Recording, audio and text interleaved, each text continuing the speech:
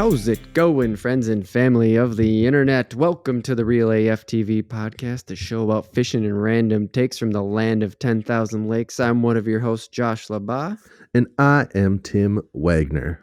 Tim, we're going to get into it with the fishing and the random take. But first, you did get a little ice fishing in this season, didn't you? You got some gear, you got some fishing in, you went on a little trip. We haven't had time to catch up on that. I want to hear a little bit. Yeah, Give us the deets. I got all the stuff to go ice fishing. I'm like fully ready to roll. I got the shelter. I got the auger, my depth finder. I got everything. And then I take it all, and we did go to Ottertail Lake. Very good fishing lake. A lot of people know it.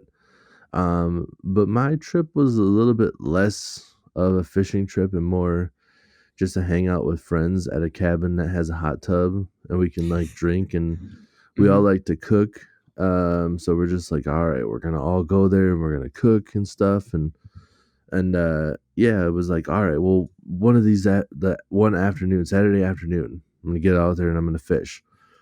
And I go out there first. I go out to scope everything out, and I'm drilling all the holes, trying to find stuff, and I finally mark a couple of fish in where I thought would be fish, and I'm like, fuck yes, like this is where there are fish. Like a fucking mark. I know where to go. Like I can set up. I set up my house, so I knew how to get back. And then I drove off the lake, and I'm like, all right, got the people that I was with, and I'm just like, let's go fishing. And I am the most experienced fisherman in the group, in this cabin group, in the group by far. Sure. Like all of their fishing experience added up probably doesn't even touch like a year of what I do. So we go out there, and like we get back on the spot, and basically like one of the ladies that was with us, her dad let us borrow his stuff. Okay. So we had another big shelter, and we set that up, and we get everything ready to roll so we can have multiple people fishing all at the same time. Yeah. And we get out there, and I start fishing, and I catch a decent sized perch, and I'm like, nice. Shit, yeah, I'm on the fish. Like, here we go. Yep. And like then it just kind of like died off. Like I was still marking fish, but they weren't biting on what I had, and I'm like, what the hell? And I tried switching it up, and after setting everything up, we fished for maybe close to an hour. And then one of the ladies that we had with us stepped into the hole and went like up to her thigh in water. And that was basically the end of that. We went back in, and that's all the fishing we got in. So, but it was a real good time. Otherwise, like, this place had just remodeled, and they had some nice features. I mean, I'm not trying to put these people on blast, so I'm not going to say where it was. And they didn't offer us like a discount or anything after it happened, but their new thermostat went out. And over the course of the night, we had no heat. Oh, shit. Yeah. But it stayed, fishing trip with no heat. It stayed relatively warm in there, I think. I mean, maybe got down to like high 50s, low 60s. Jesus Christ. Which is, yeah, I mean, freezing for living conditions, though. It's cold, yeah. Like we were, I mean, I'm in the bed, like covered up extra. Right. But two of the ladies that were with us, that there was supposed to be a queen bed in the one room, and they had like changed it to like two twins or whatever. And they ended up bringing those mattresses upstairs into the living room, and then just like slept on the floor in the living room instead of staying downstairs. Like, we'll all stay upstairs where the heat is. Where the heat was, sure. Yep. And they had a fireplace that didn't work. There was an oh, what? Yeah, shit. Like a propane one. Oh, the backup heat source. Yeah. So everything was out. They had like a legit wood fireplace, but we weren't trying to light shit on fire while we were sleeping. Yeah. That's still something us modern folk are a little bit timid of. I understand that. Yep. Well, shit. Sounds like my kind of trip, man. Fucking fishing and cooking and whew. We'll Yeah, have dude, to, the cooking was awesome. Like yeah, we made some good food. Yeah. Had fuck yeah. had some eggs, Benny, and a Mernon, and then So good. that night we had like a surf and turf. We made Oh, nice. shrimp scampi, and we bought a bunch of ribeye steaks. Like just kind of splurged a little. Like let's have a legit Hmm. meal. And I got to use. They had a Weber grill that with the whole remodeling, brand new. I was the first person to ever use it. So Oh, I'm hell like, yeah, oh dude. yeah, we're gonna break this thing in right. Hell yeah. Yep. Nice. That sounds great. Well, that is wanted to talk about that because one, we didn't catch up on it, but two, the ice has begun to melt. We are Mhm. spring's got me sprung, Oh and we yeah. are definitely gonna have to be talking about that. Sorry. So sorry for all you that came for another episode of ice fishing. Maybe you Canucks are still up there ice fishing, but we're getting rain and we are getting summer. We are getting not summer. We're getting Spring, but spring it felt like like summer a couple of weather. days because of Yeah. how cold it had been. I mean, Right, what? It right. was like 3 weeks ago. We had like Was -20, right. and now we had a couple of days where we were hitting 60. Yeah. Like That's a huge shift in a that's month 80 or less than a degrees. month. 80-degree difference. Right. That feels in like less than a summer. month. People, Right. some of the people down south don't even know what that's like. Oh, good point. They hit 40 and then they're just like, oh, now it's 100 on a real hot day, and you're like, you only had a 60-degree difference. just saying, it's only a 60-degree difference. Only, yeah. So yeah, dude, that's gonna be topic one here. We're gonna get into the spring and what it's got us doing and how to get ready for Mhm. fishing, because spring has the spring weather has started to get us ready for the open water season for sure. It's got the feeling of open water season right around the corner. And then the random Yes. take. I mean, come on. We got to talk about St. Patty's Day, right? Oh yeah. We're going to do it. We've already spent a part of this podcast talking about food. Last episode was talking about fishing, cooking, full fishing episode. So if you didn't catch it, go back and check that one out. It was a good one. So we're going to get into St. Patty's Day, and there's going to be food talk. There's going to be beer Right. talk. And We talk about all the holidays that make food and drink. If you Yes. want your favorite Yes. holiday talked about and you don't have food or drink established with that holiday, sorry, I don't know what to tell you. You know, you're just like, I really Sounds like boring. Flag Day. Well, make it so, you know, it's like a hot dog cookout on Flag Day. I'm Yeah. totally in. Then I'm in. We'll Then talk I'm about it. celebrating Flag Day. But But if you're just sorry. like, oh, today we fly flags, I'm just like, no hot dogs? Not. Not Get out in. here. Get out here. President's Day, lame. Yeah, they're just like, mattresses are on sale today. Just like, no, that's No. not what I want. No. You put steaks on sale. That works for me. We'll cook them. Now I'm listening. Yeah, now I'm listening, bud. Like, it's just like, yeah, it's steak sale day. We're about to grill tonight. President's Day. I don't even remember what day is President's Day. Isn't that like when it's shitty out? Yeah. It's some fucking random day in February. I don't remember. Is it in February? I can't even remember. They're just Yeah, like, it was like, yeah. I mean, it was like a month from the day this launches. It was like a month ago. yeah. I don't Who know. cares? That's how unimportant it is. It's literally just like they just sell mattresses. Everybody knows that President's Day comes around. That's the day you get a mattress if you need a new mattress. Right. But besides that, nobody really cares. It's a Nobody's stupid paying thing to attention. celebrate anybody. Anyways, you get like all the news for like your 4 years, possibly 8 years. And then they're just like, it's President's Day. We got to celebrate them. No, we don't. They've Yeah. had their fucking time to shine. Moving on. Yeah, St. Patrick's Day. I don't even know I don't know anything about him. Maybe you'll teach me something about him later. I'll All I try know my is that we drink damnest. green beer on that day, and that's all I need to know. That's all I need to know. But before we do that, let's talk about fishing, getting ready for fishing. I would say not. I mean, Yes. it's always a fishing topic, and we are definitely going to talk about fishing, but we're going to talk about getting ready for fishing because here in Minnesota, our license, and they totally are doing this on purpose. Our license they expire on February, at the end of February. So November the 28th or 29th or whatever, right? Yep. Boom, your fishing license done. No matter when you buy it, you buy that some bitch in January, it's going to go off in February. I don't know if that's true, but that's our you're right. set date. Yeah. I don't know if it's prorated if you buy it in January, but yeah, the new shit resets at the beginning of March. Like you have to get a new license at March. You can't buy it early. I don't think so. I don't think it's like if I buy one in February, they're just like, this doesn't take effect until March. Because like, what if you don't have a license and you want to fish for that month? Right. Yeah. No, exactly. And I mean, as I don't know about residents and stuff like that, but yeah, I mean, that's just how it works. Like Minnesota, your license expires at the end of February. And so you're getting into the spring, like the ice houses got to come off and here we are in the middle of March already, 2 weeks later, and shit is feeling like spring, and it's got us thinking about the open water season and blah, blah, blah. It's like, that's perfectly well timed. I mean, they're doing it on purpose for sure.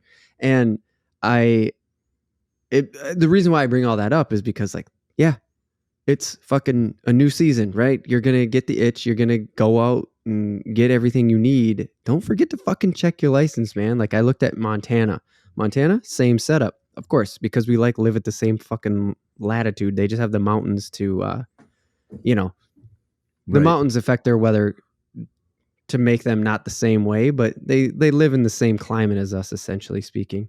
Right. Wisconsin waits until March 31st. I looked that up and I was like, oh, that's kind of weird.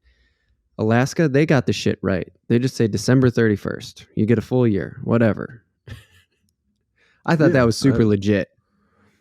I like that too. To just be like, hey, it's whatever. Well, I don't know.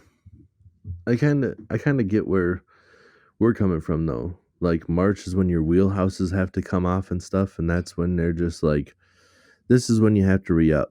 Like if you're a guy that likes ice fishing and you got your wheelhouse out, now you got to get them off. And if you want to go back out, you buy a new license, Right. But it's like, until then, as soon as it gets cold or whatever, you don't have to go through any hassle in the middle of December or like at the end of December getting a new license to continue to fish. Like you can just go. Right. But Alaska's a completely different climate too. Yeah, I know. And that's exactly why I wanted to, why I looked it up and why I wanted to bring it up in the podcast, is because it is, right? It's so different up there. It just seems like you watch these reality shows of Alaska and they just seem, and you just watch anything about Alaska and you're like, it's just frozen up there. Like we complain, we say that we have 3 months of summer. I don't know if they get 3 weeks of summer up there from what I've seen. Yeah. And that's why I'm like, yeah, of course they just make it easy because you come into town once a year on New Year's Eve, right?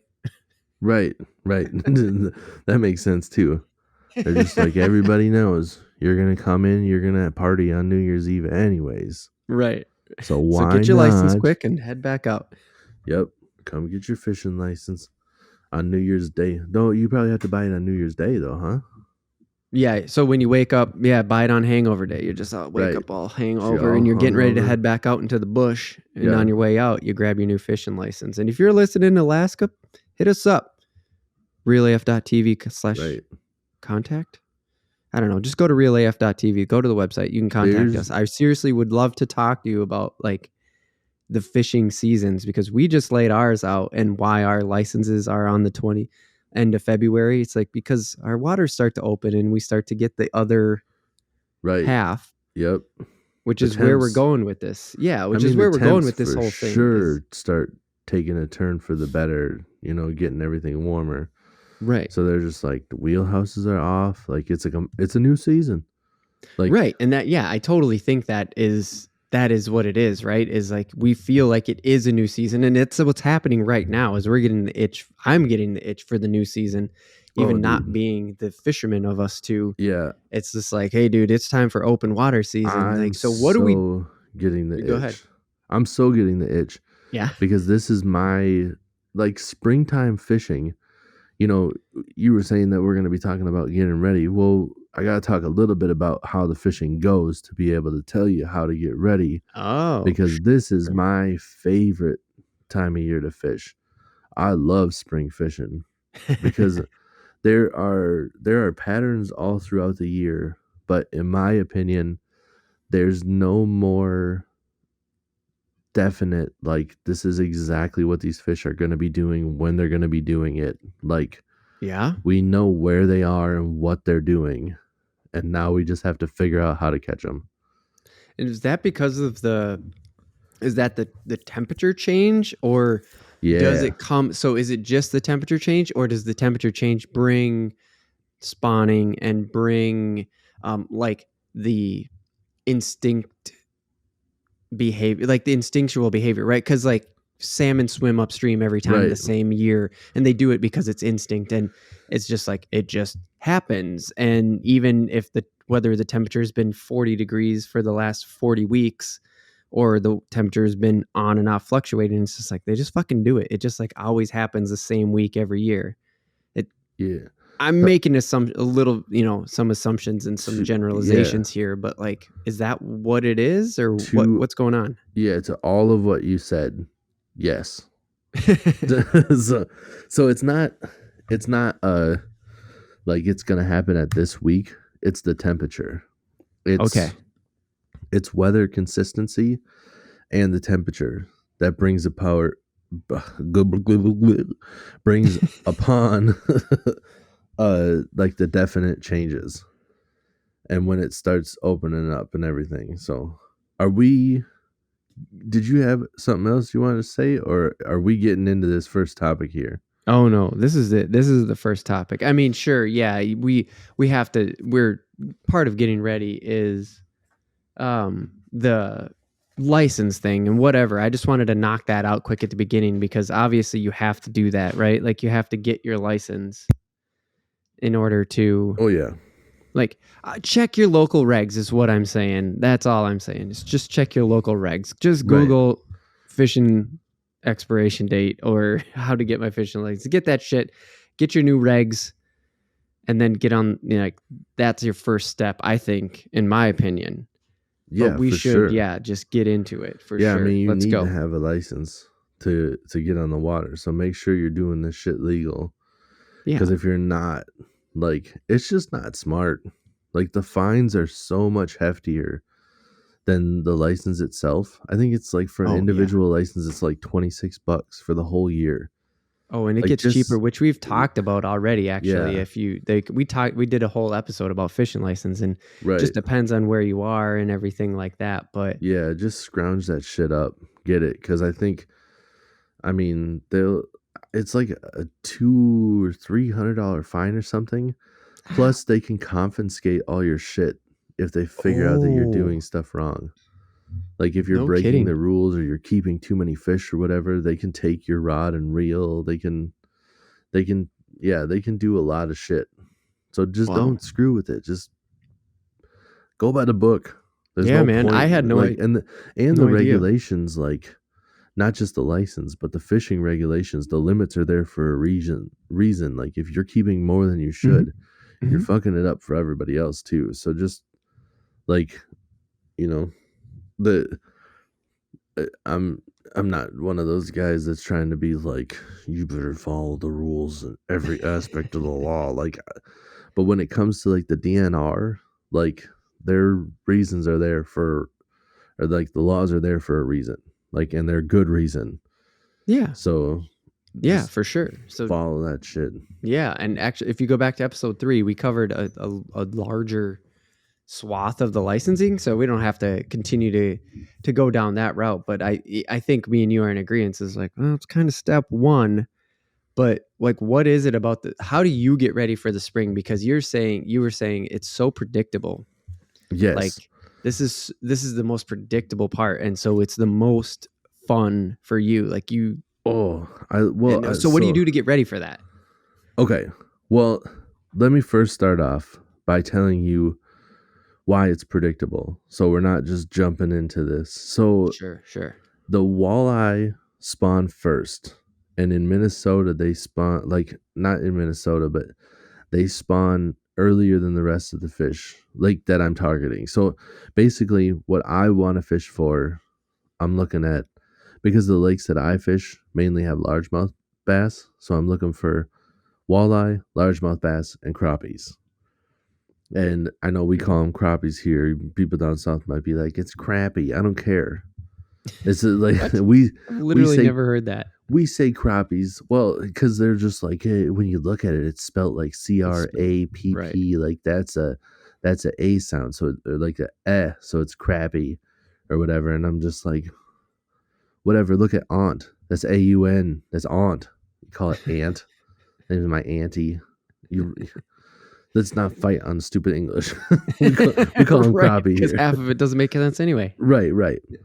But so, all right.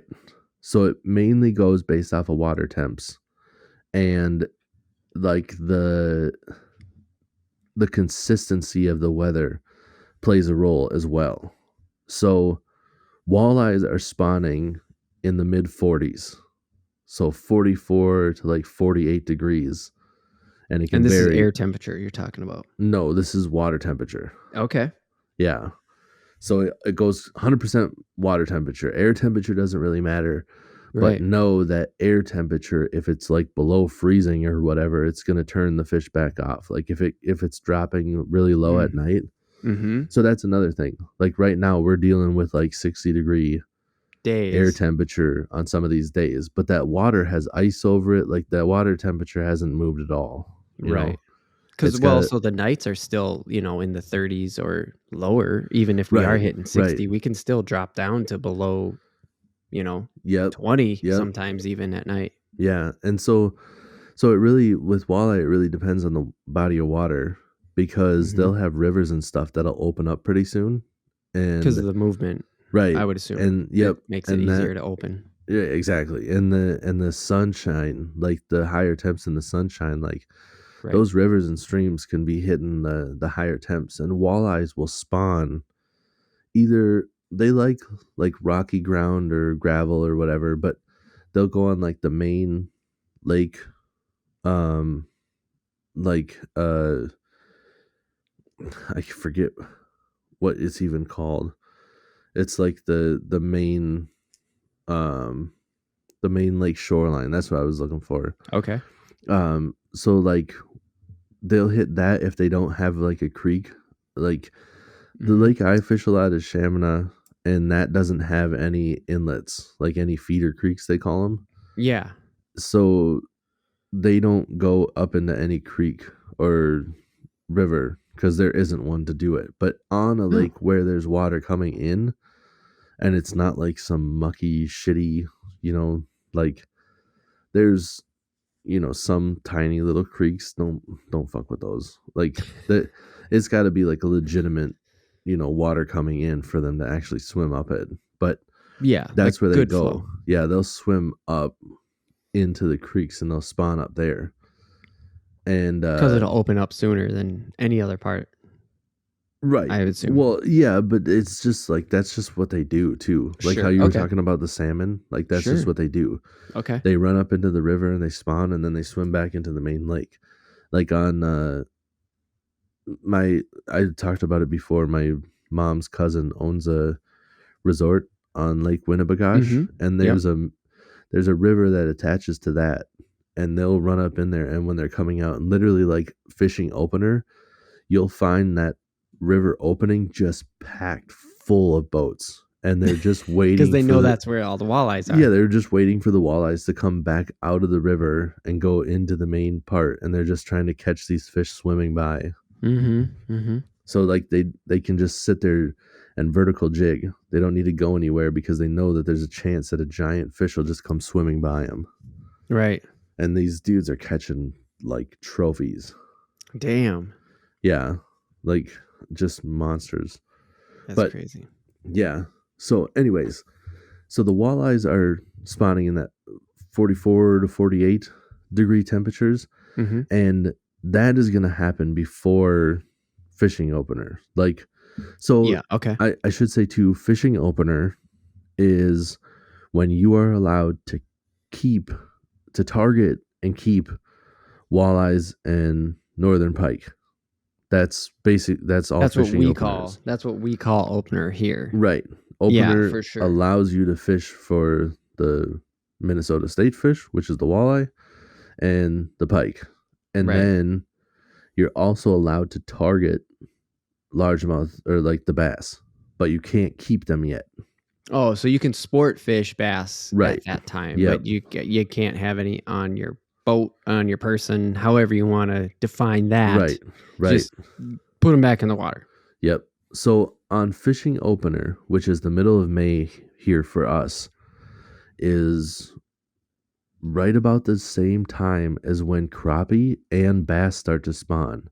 And the walleyes are done spawning, Are done. but they're Okay. in this post spawn before the water feeds or like warms up, and they're still in the shallows, and they're feeding on, you know, shad and other stuff. They're trying to like recover from this post spawn, so they're putting on the feed bag and they're up there eating. So bass, walleye, and crappie are all up shallow, and you can literally catch them on all the same baits. It's just Oh my God. crappies you have to downsize your presentation. Oh, sure. Okay. Yeah, but it's my favorite because you can just go fish shallow, and it's just great. And crappie spawn is so much fun because you can sight fish, and these fish Yeah. will make beds. They go up. So it helps a lot to know your body of water already. Like if Sure. you have already fished here, or you can see pictures, or other people can tell you what it's like, or even if you find some of the lake maps, I can't remember what the company's name is, but if you go to like Fleet Farm or whatever, Mm-hmm. they have a bunch of these like lake area maps that are broken down by counties, and it'll literally just Oh, be like, nice. here's your little cluster of counties, and you'll be able to find your lakes. And a lot of those will show you like the submergent vegetation, the emergent vegetation, which like Damn. emergent vegetation is the weeds that are coming out. So reeds and stuff. Mm-hmm. And the reeds are perfect spawning grounds for the crappies because Nice. they like to have like some current break. And in a Mm-hmm. lake where there's not any rivers and it's just wind, Yeah. those reeds can help break the current. And I'm not kidding you. On Chaminade, every single place that has reeds has crappie spawning. Oh my God. All of them. Every single spot. If you know where there are reeds that come out of the water, Right. you know where there are crappies in the spring. So is that something that you do in prep? But I mean, you know that, like, you know Chaminade, like that's your stomping grounds. But Oh, I know. is that like the something back of that my you hand, would yeah. do, or something that you would recommend to people? Is that the go and get these maps, like go get maps, and just like if you can get a map and you can and just study that for the spring, like that would be something you would do to get ready for spring fishing, is just get a map and study that thing. I get a map and study it regardless of what time of year. If I'm going to a body of water that I don't really know, I study it. Yeah. So any time of year, if you're going for anything, any time of year, do your research and get a map. Maps are big time. Get a topographical map so you know where the stuff is.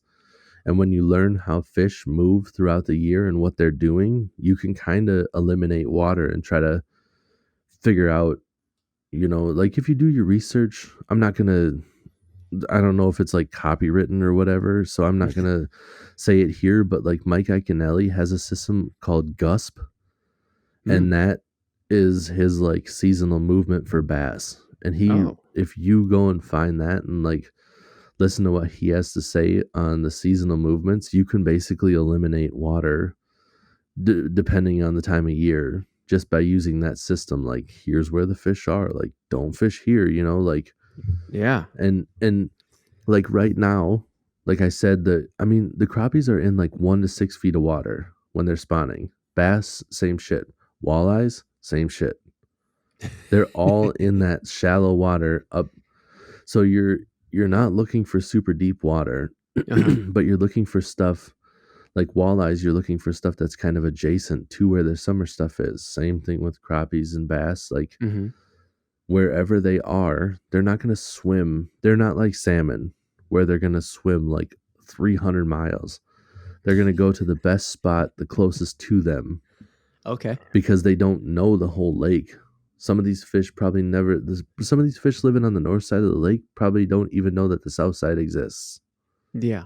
You know, so Yeah, like these fish, they just don't swim that much. Like these freshwater species, right? They just don't travel like that. right, yeah. I mean, some walleyes travel more than others. Crappies are in schools and they seem to like roam and stuff, but for the most part, they're just not going that far because they can get everything they need in a relatively close area. So they're just not. There's pockets here and there, like how I said, all the reeds. There's reeds on the north side, the south side, west side, east side. Mm-hmm. Uh, those crappies, unless somebody's catching them and then like bringing them across the lake, and they're like, I guess I don't need that many, and they release them there. They're probably not moving any place throughout the lake, that far. Because they found, yeah, I mean, they have what they need. Exactly. Yep. Yeah. Yep. Yeah. So with the walleyes, I mean, there's like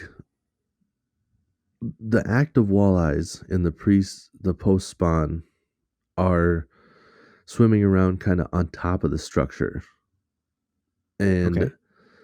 the bass are kind of moving around trying to find beds. Like the big females are trying to swim around and go like from bed to bed and find a male that's made a bed to lay eggs.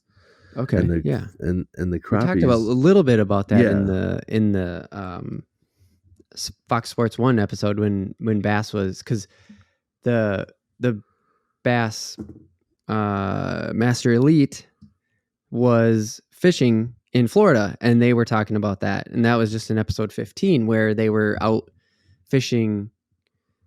Basically, they were fishing a tournament during bass spawn in Florida, and yeah, you talked about that, how the females will go around to different beds, right? Because the males Right. had made it, and that applies to what you're talking about, our spring fish here, right? Where Yeah. the bass, the walleye, the crappies, they're doing the similar thing, yeah? Yep. Yeah. So, like, I mean, what you're seeing down there when they're talking about their spawning and stuff, it's because the water temperature they were like in the pre spawn, like getting really close to spawn, Mm-hmm. because bass will spawn in the realm of like 55 to 65 degrees, and crappies like real close to the same thing, like right in the realm of like 60 degrees.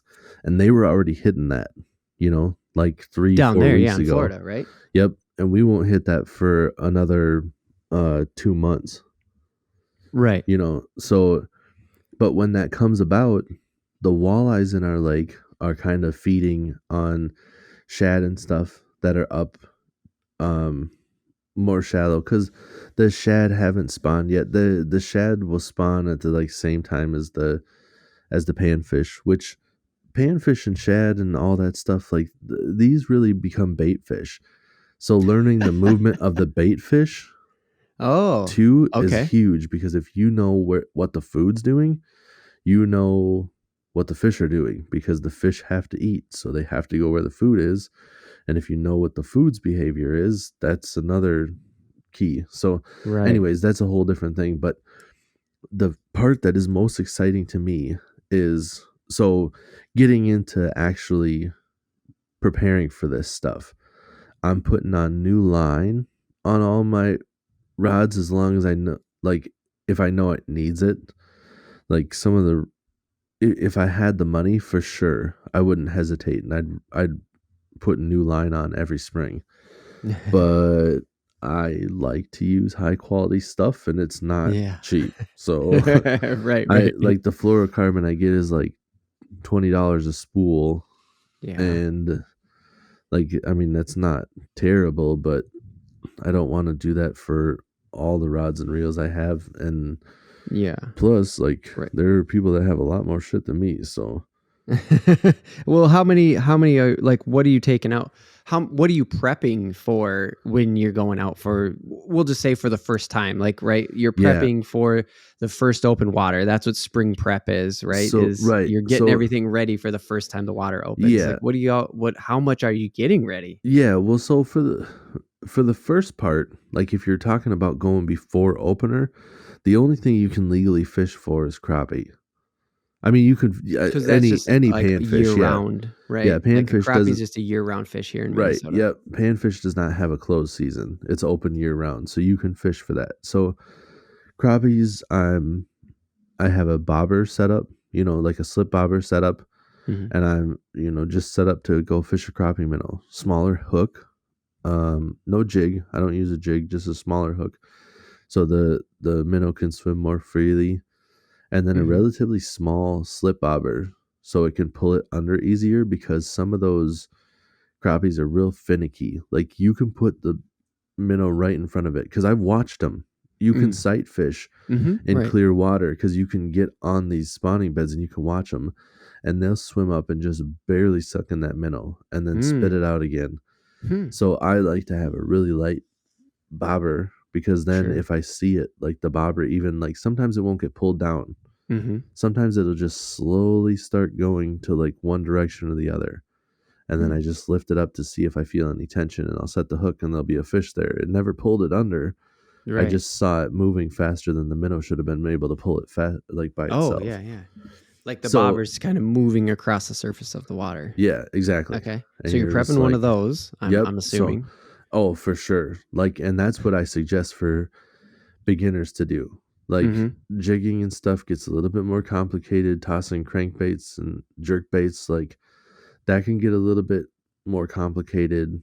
You need to hone in your equipment a little bit better. Mm. But Mhm. anybody can go out and catch crappies, spawning crappies Sure. with a slip bobber. You can even use the old school red and white ones. It's fine. Like it'll work Because because they're so shallow right you're now, so like in the shallow. spring, Yeah, right? right. Yeah. Exactly. Okay. You don't need to worry about getting a slip bobber because you don't need to have all that extra slack out. So just get um a couple of the lead, like the Gremlin split shot weights, some Yep. hooks, some smaller hooks. Um, I prefer to tie my hooks straight onto the line, but you can get the snelled hooks. And if you get the snelled hooks, get yourself the safety pin swivels because the safety pin swivels are just, we've talked about it before too. It's a Yep. safety pin Mhm. with a swivel. I mean, like it Yeah, is what it yeah, I is. mean, that's like it Yeah. literally looks like a safety Yep. pin, and because then you can just swap shit pretty Yep. quickly. Yeah. And a snelled hook is a hook that already has a pre-tied line that's like 8 inches and it has a loop. So like if something happens to the hook or whatever, if it breaks off, or another thing that can happen too is like if you get, a big crappie and it swallows the hook, and I know it sounds weird, but you can just cut that line and Hmm. just let him take that hook. The hooks are made to kind of like rust out. They can still eat with the hook in their throat, which sounds weird, but that hook will eventually like dislodge itself. Huh. If the hook's Interesting. too far in and you think that you're going to hurt the fish getting it out, just let it have your hook. Just snip that thing and then you can just throw another snell on real fast with that safety pin. Oh, I nice. prefer to not do the safety pin just because uh, I might be wrong about it. I don't know if they're smart enough to tell, honestly, but I like to have less shit for them to look at, to think Just about, like, less distraction on the line, right. sure. I just Yeah. like to have like a clear line with a hook and the minnow, and then that's all they're looking at is just that minnow Yeah. swimming in front of But them. yeah, you think of that thing 6 or 7 inches up, however far it is, that like that extra swivel is just an extra little thing to kind of throw them Yeah. off. Yep. And Yeah. it's not that far, even just some flash. You're just like, Mm-hmm. if they just see another flash in front of them and they second guess themselves or whatever. But Yeah, yeah, for sure. so whatever rod and reel you got, not a big deal. Monofilament. Make sure you have mono because For spring, like going into the open water not early. not for spring, for bobber fishing. Oh, okay. I mean, there's other stuff, that works for bobber fishing, but mono is where it's at. Mono is cheap. Like it, that's that's just what I would say. You can use braid and you can use, there's like other super lines. I forget what, there's another one like a nano fill or whatever, but Mm-hmm. the line floats. So Oh, okay. I Yep. wouldn't worry about screwing with all this other stuff. Mm-hmm. Get like a, even if you get a high quality monofilament, it's still cheap. So like I like Suffix is Okay. a good brand name, or like Trilene. Like there's a lot of, Hmm. your good brands, or screw it. I can't. There's another one I had in mind, but it's not coming to me Yeah, right now. it's But okay. Brand's but not necessarily important. right, right. It's more about the like what is the prep? Like what is a good preparation? And it's like, okay, mono, get mono. Some of these Right. brands are obviously going to Right. have different ways about Yep. going and making it and stuff, as all things do. Yeah. And mono floats, the thing is with that, I know some people think, kind of, well, you have a bobber, what does it matter? Well, it's not the line from the bobber down, it's the line that goes from the bobber to your rod. That Mm. slack will sit and float on top of the water, Hmm. and you don't have to worry about it going down and screwing with anything else. If you do it with fluorocarbon, your line will sink underneath the water, and any weeds or anything else, it will go down and it can get tangled up on stuff. And now Mm. instead of fighting the fish back, you're fighting that and everything else you've tangled up around.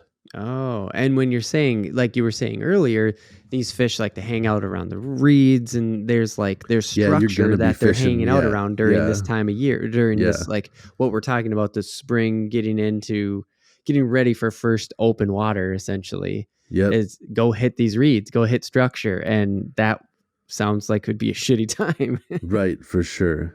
And like the other part, like it might be a good idea to go get a slip bobber, because if, depending on how early you're out there, if they're Hmm. not in their spawning beds, they're in pre spawn, which is Hmm. just deeper water out from where they would spawn. So Mm. if you know where they would spawn and they're not there, go deeper water.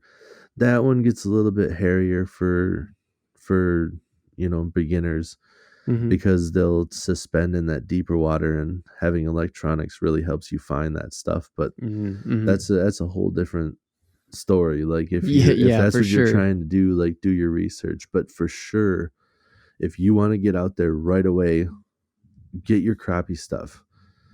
Get And yeah, and go mono for them mono for sure. with a bobber on whatever rod you got. Even spin Just casting whatever works. rod and reel sitting around in the garage, just grab it and make sure it works well. Whatever it is, yep. Set your drag, because even a monster crappie is like, I don't know, what's the world record's like 5 pounds. Like that's a Right, huge crappie. world.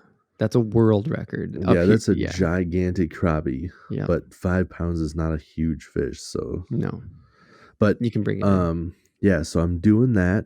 I'm getting all my other stuff ready too, for the for the walleye and the bass spawn. So Okay. I'm having a open faced or a spinning reel, Mm-hmm. however you want to call that. That one I'm putting on fluorocarbon, because I like how it doesn't stretch. It's virtually invisible and it sinks. So there, I don't need the stretch amount of filament. Some people fish mono. Some old school guys will do nothing but mono on everything, just because that's how they roll. But Mm-hmm. Mm-hmm. I want fluorocarbon on that, and that I'm going to be setting up with. I can fish a jig and a minnow off of that. I Mm. can fish a jig head with like a paddle tail swim bait, and Mm. those can be both super money. For the jig and a minnow is when I'm targeting walleye. Yep. Also, please don't use a jig and a minnow to try to catch bass, because if they inhale it, like you're not supposed to keep bass yet. Use Mm. artificials when you're fishing early in the season, because we So don't you want catch them to. Yeah, in the lips, right?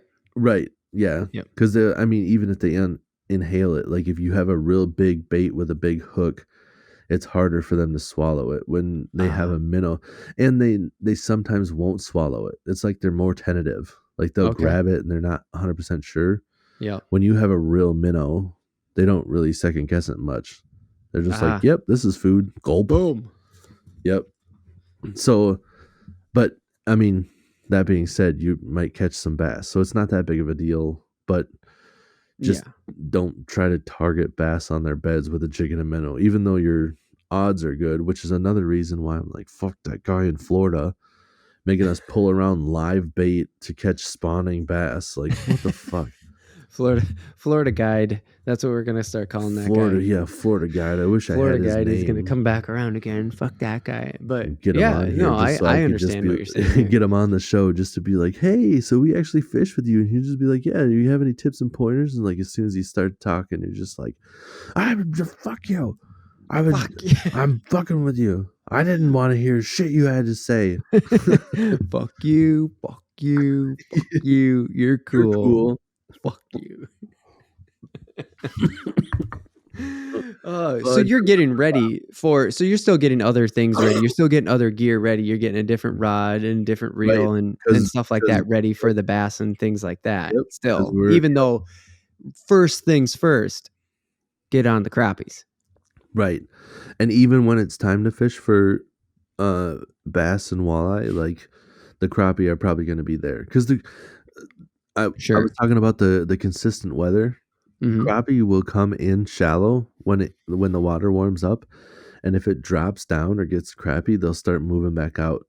It's almost like the males will come in and start making their beds, and if it goes poorly or it starts getting cold or whatever, they're just like, "Yep, guess I was wrong," and they'll go back out, and they'll kind of play that game. But if you have like a consistent streak of like weather warming, then they'll come in and kind of like hunker down and they'll be in there for a while.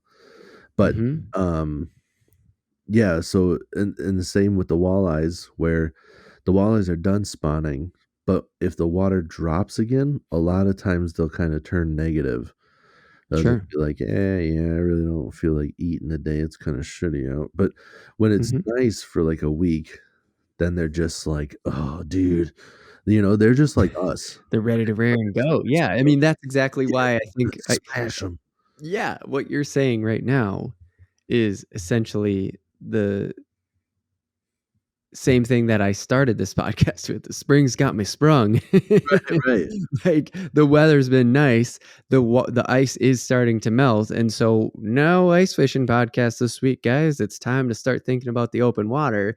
It's like the fish behave that way too because it's warm. The sun is changing drastically how it feels when you go outside. It's staying up later, Yeah, like, I mean, everything's got you just tuned up a little bit when things start to thaw out. Yep. And if you listen to this podcast before, you've probably heard that I'm a delivery driver. I can feel the difference on my face when I'm driving. Oh, during I bet the sun's out and it doesn't feel hot. And now my face feels hot with the sun. Yeah. Like it's so if you're not from the northern hemisphere, that's the perfect example. Is a month ago, shit, what am I talking about? 2 weeks ago when we recorded our last ice fishing podcast about the carp ice fishing extravaganza thing, we were still not necessarily feeling that heat from the sun. Right. Nope. And now here we are, 2 weeks later, and it's a huge difference. Right. Definitely is. But yeah, the fish feel that too. But for sure. Back to, so when I'm prepping, I'm getting a spinning rod ready just because that's what I prefer to jig with. I mean, other people can use whatever they want. But when it comes to jigging and lighter stuff like that, I think me and the majority of people prefer a spinning setup. So I'm getting ready to cast out, like an 1/8 ounce jig head with a minnow. And I'm making sure that I have enough of those because jig heads are kind of expendable. They get the lakes that I fish have a lot of pike, so shit gets bitten off. So you kind of got to like reassess your tackle, be like, how many jig heads do I need? What I got to get. So I'm getting like my shopping list ready to go get that. I'm setting up that rod so I can fish that, and I can fish, like I said, relatively close to the same size jig head I can use with a paddle tail swim bait, or like a curly tail grub works too. Nice. But the other one I'm setting up is as a bait caster, and I want a bait caster set up like if I have not a whole lot of options. So my one bait, Okay, like, explain. yeah, I have a couple of bait casters, but I don't have a lot of different, like, this one's a medium, this one's a medium heavy. Like I have Okay. a carrot stick. Is that the rod that you're talking about, medium, or is that the Yeah, bait caster? Isn't that a bait caster is the real? bait caster is the real, yep. Yep. But Okay. the rod, like that makes a difference too. Obviously, I'm casting out smaller stuff on the spinning reel, so that one I have as a medium light. It's literally a rod made for jigging. It's a Tony Mhm. Roach uh walleye jigging series. I can't remember exactly what it's called, but like, so that Okay. one's made to jig. So that's what I'm Mhm. using it for. The Right. other ones are, when you're looking at bait casters, like a lot of the newer stuff now has, on the rod, it tells you like this is what we designed this for. Um, Mm. but And I when you say, but yeah, that's okay. I don't want to get off topic too much, but like the bait caster is the reel, right. and then there's a rod on it. So like Yeah. you're saying there's a combo. It's a combo bait caster reel and the reel, or sorry, it's a bait caster combo, the bait caster reel with the rod, and the rod is the medium light and stuff like that. Yeah, so the Yeah. medium light is the spinning one that I had. Yep. I just want to, yeah. So yes, the bait casting reel is just the reel, and those have different gear ratios. Okay. But Uh-huh. when you're casting out the lure, you really want to make sure that you have the right rod for the job, or at least close to what you are trying to get at. Yeah. Like throwing a heavy jig, you want something with more backbone, and Mm. you know Mhm. to be able to handle the weight that you're throwing. Mhm. So also, like, you want the right action when you're casting out a lure. So Right. with like a jerk bait, I Okay. have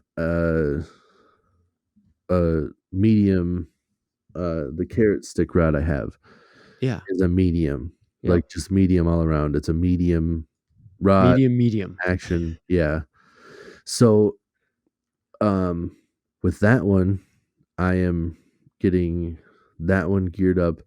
Also use fluorocarbon. That I prefer fluorocarbon on that one too. Mhm. But like you could get away with braid, and then like I would say use a fluorocarbon leader if you're in clear water, because Mhm. they can see the fluorocarbon. And for the most part, in this water temperature, you're going to be fishing slow. You don't want to be like fishing super fast, because Mm. that's just not how shit's going down right now. Like, even like me and you have been out with the jerk bait, and like summer, late Yep. summer, or whatever we were fishing, you're Yep. popping that thing trying to get it erratic. Right. In the spring, you're basically like reeling it and just kind of like dragging the bait and then like pausing it. Oh. You're not really popping it at all. You're just kind of Mhm. pulling it. It's just kind Mhm. of swimming slow and awkward, and that'll trigger bites. But shad colored baits work awesome. So What's a shad colored bait? a shad is a bait fish, a minnow. Oh, Basically what okay. it is kind of like a silverfish. Silverfish is also a different bait. I'm not trying to say that it's that. I'm just trying to describe the color. Yes. Uh, I understand that can be confusing, but yeah, yes, you're literally talking about silver yeah. color Yep, fish. yep. It's just kind of the bait is kind of like the And this is all on the baitcaster? Sorry not to interrupt, but, yeah, like, this no, is your yeah. baitcaster You could setup still? fish this on a spinning too. Oh, It okay. For totally sure. kind of spinning, Yeah, but okay. the bait, or like your lure, if you go in and you look at anything that's a shad, the Mhm. shad color is, it's kind of like a bluish silver fish. It has a black dot on the side, like that's one of their telltale things. Okay. And like Strike King has a Kevin Van Dam lure that has like the 3D real picture print now, and I also Oh, have a red eye shit. shad from them where it looks just like what they should look like. So the red eye shad is a lipless crankbait, so fast vibration. That one's works a little bit later, or works a little bit better in my opinion, slightly later in the spring, like when the Okay. water started to get warm up a little bit faster. And that's not my go-to because you have to work that one a little bit faster. For bass, it's a different story. For walleye, I that's not what I would choose to go to, even though it works for sure. Okay. Don't Hmm. don't get that out of your arsenal. Make sure you have that with you, but that's not Have what. it ready to go out on the Yeah, water, is what you're saying. yeah. Because if I try a couple of other things and it's not working, I might go to that, and they're like just Hmm. like I find out they're more aggressive and they want to chase that fucking thing down, and that's what For works sure. that day. Yeah, yeah, yeah. But Okay. so a lipless crankbait, the jerk baits, but you're gonna fish it slow, like I said, in like a shad pattern or any, you know, natural stuff. If you're in clear water, um, if you're in like stained water or whatever, there's a sexy shad, which Oh, I most like the com- sound of that. yeah, most companies have some variation of that. And Okay. basically what it is you go from like kind of your realistic looking bait to all of a sudden the white's a little bit brighter. The Yeah. the colors are a little bit more vibrant, and a lot of them have like a glitter to them too. They're more like Mm. sparkly. Yeah, they really So tune it up to get yeah. attention. Is that to go through the thicker water, the less visibility Right, yeah, it water? just gives it a little bit more pop. Yeah, Yeah. like on salmon, I don't use the color. I have better luck with natural. Yeah, because it's clear. Like, Yeah, that's what the fish are used to seeing, but, like, yep, what you're talking about is more of something, like, little bit more less visibility where the water just doesn't have that visibility distance. I'm sure this gets the attention, can draw them in. right. Yep, yep, Sure. yeah. Mhm. And so, like already said, like I think I got them all. That's your jig and a minnow, Yep. your swim bait, and those two are more of a that swim bait would work for bass too, but like the Mhm. swim bait that you're kind of working like a jig, working it slowly off the bottom, a lipless crankbait, and a jerk bait. Like those, that's what I'm making sure I have every one of those prepped. Nice. I'm looking through what I have too, and making sure like the hooks didn't rust weird over the winter or whatever because Right, they've just okay. been sitting there. So sometimes the hooks get all rusty or I'll take Right. my hook sharpener and I'll go and make sure that all my hooks are sharp. Oh, So there's a hook sharpener? Like, there's a tool for that is what you're telling me. yeah, there's a bunch of different kinds. Like legit ones can cost a decent amount of money, but Okay. I mean, I think there's like a Go to lot your local too. tackle shop and just Yeah, poke around, yeah, ask the dude working the counter. I got a Rapala one. A lot of tools like a lot of scissors even have like a little patch of like like a rough sandpapery part that you Oh, can literally sharpen hooks with. So okay. there's a lot of options, but Sure. like I have a legit like it's just like a handle like a knife, and then it has this metal bar, Mhm. and it's got both sides do different things, but you can sharpen your hooks real good and make Nice. sure your hooks are sticky. And a good way to tell if Yeah. your hook is sharp, kids listening, take your hook and pull it across your fingernail. If it doesn't Oh, leave a line, your hook's not sharp. nice. Okay. So I like, was hoping you weren't gonna say jam it into your thumb. yeah, That's where I was don't afraid you try were to like going. set the hook. Like literally, just try to like draw a line across your fingernail with the hook point. And if it doesn't shave off some of your fingernail, your hook's not sharp. Nice. That's very good. That's the old, like, if you can't cut a piece of paper without really, like, that's how you check your chef knife. Yep. If it can't just cut through a piece of paper, then it ain't sharp. Yeah. You Oh, just gave the fish an equivalent. yeah. There's that. I also wanted to say too, like when you're talking about the, if you write down these things, go and check them out. Um, there's brands. Everybody has all sorts of different brands on all these. But that lipless crankbait, you know how we were talking about that? Mhm. That Yeah. throwback, callback to the other episode when we were talking about the bass going to FSN1. Yeah. That uh shit, what was that news first name? That rookie. Do you remember, was it Brandon? Yeah, Brandon knew. Yeah, Brandon knew. He ended up fucking winning that tournament, by the way. Yeah, Did you know right. that? Yeah, I did know Yeah, that. wild. And he won it with the help of Berkeley's new bait, the War Pig, which is a lipless crankbait.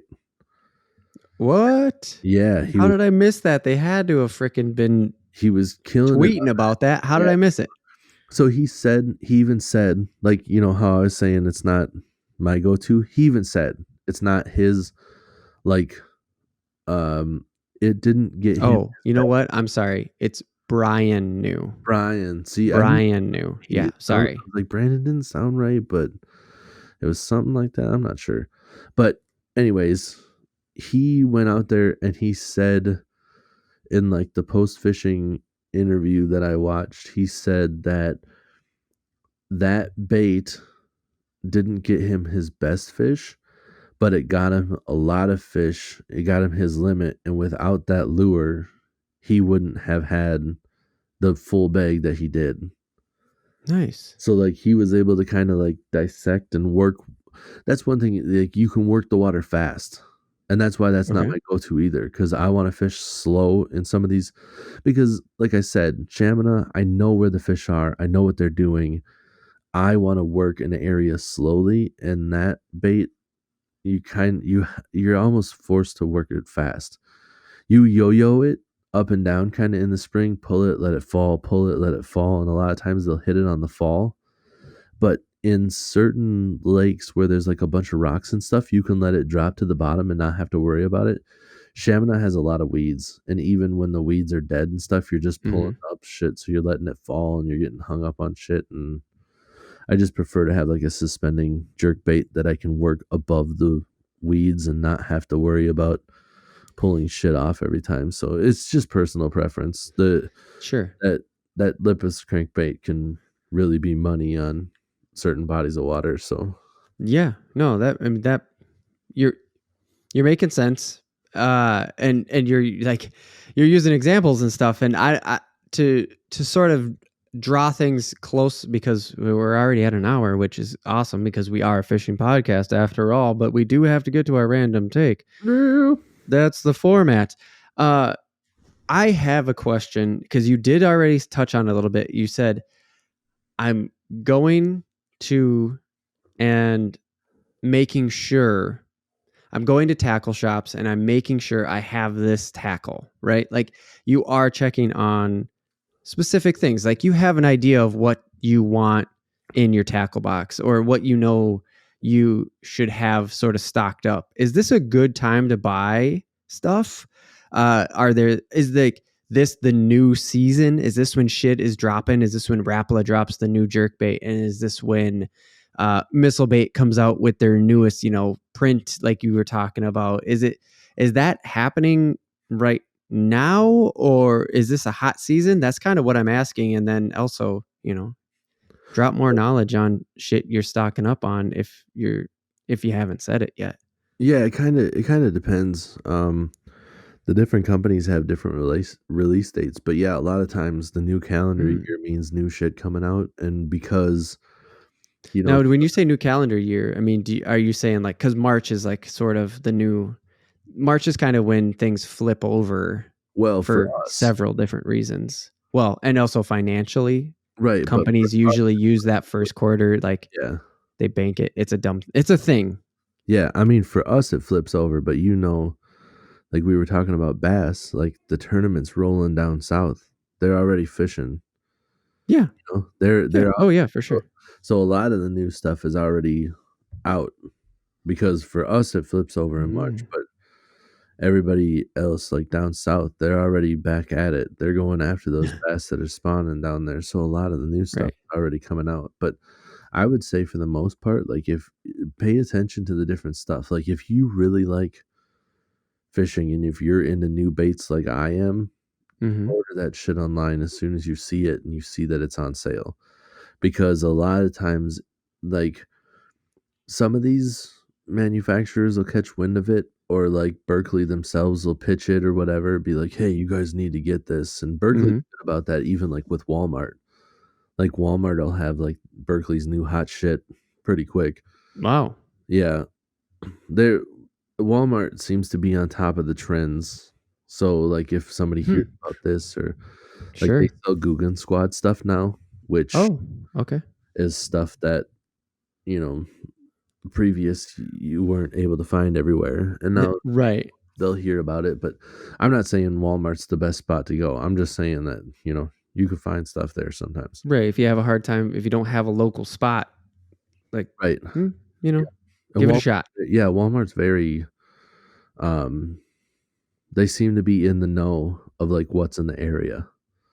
Sure. If I go to the Walmart, we have 2 Walmarts in pretty close proximity. They're technically 2 different towns, but the one nearest me does not have musky lures, but the one, you know, 5 miles down the road does. Oh, Yeah, so they seem to know what's in the area, because if you go that way, you're closer to the Mississippi River. But um yeah, as far as like the new baits and stuff coming out, I'd say like if you're up on that stuff and you want to get it, order it online, because that stuff doesn't always come out in the stores. oh, okay. Yeah, but um All right. yeah, man, uh I'm Yeah. definitely I'm, stocking up on stuff, and a lot of times like when it gets closer, you'll mhm. get you'll get the sportsman, like when, you know, probably like mid to late April is when you're really going to start seeing stuff starting to pop off and go on sale while they're Okay. stocking all their shelves. Just because now we're kind of in limbo. We're getting to a point where the ice is still thick enough to fish, but you're also Yep. losing ice around the shoreline, so it's getting harder and harder to actually get on the ice. Sure. Yep. So, oh, and we talked about it before we started the podcast. If you're going out on the ice, make sure you got your spikes. I can't remember what they're actually called, but they're literally like the two will like press into each other to make like a necklace, and you just wear it around your neck. And if you happen to go through the ice, you pull those two things together, and they're like climbing spikes.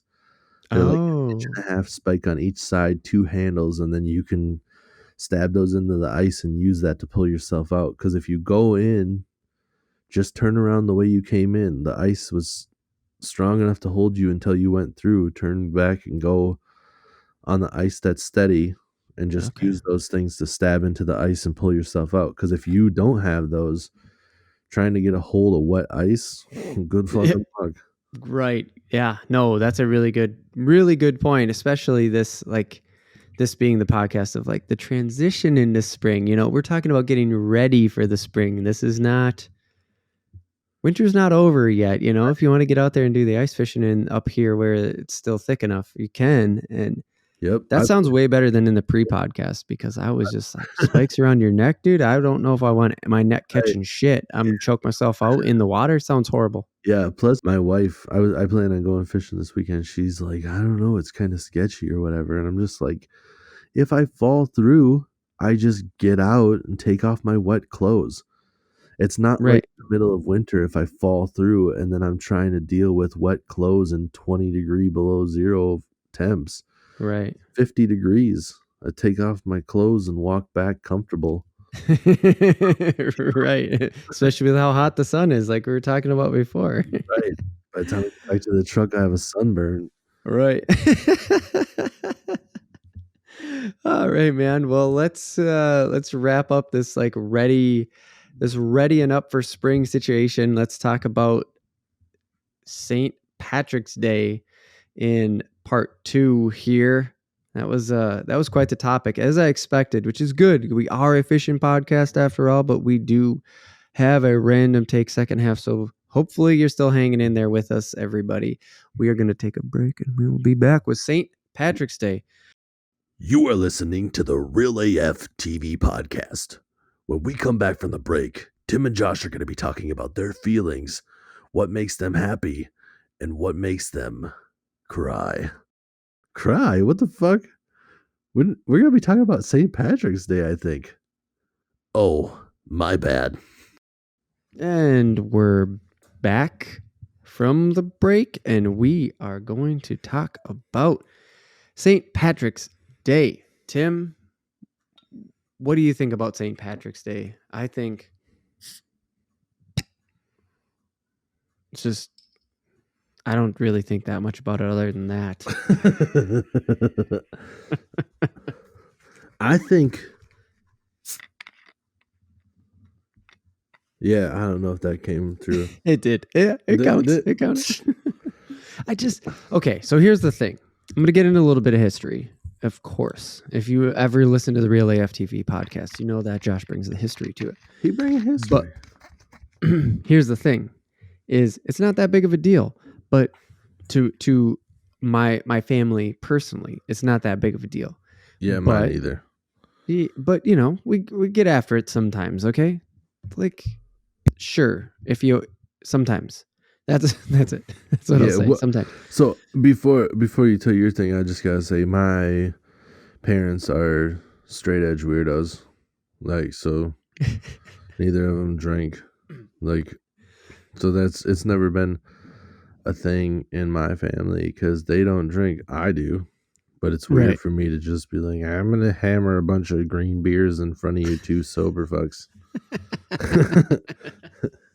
Right, which is kind of weird. No, which feels totally weird, right? and like that opening was me, and the transition was just me saying like, yeah, I don't know, just it's a fucking reason to get together and drink with friends, which I've always seen it as that. Just until you hit your 20s or something, you don't realize that. And then I did some research on it, and it's like, St. Patrick, yeah, he's the guy who brought Christianity to Ireland. That's true. I mean, that's pretty much it. I looked up I went to the old trusty rusty Britannica, and it was like, yeah, 5th century. This guy was a Brit, and he brought Christianity to Ireland. It's like, holy, okay. So he is what everybody's always told me that he is. He's truly just a saint of Christianity. Huh. Yeah, I mean, I didn't know 5th century. I'm like, damn, dude, this guy's way older. This goes way further back than I thought.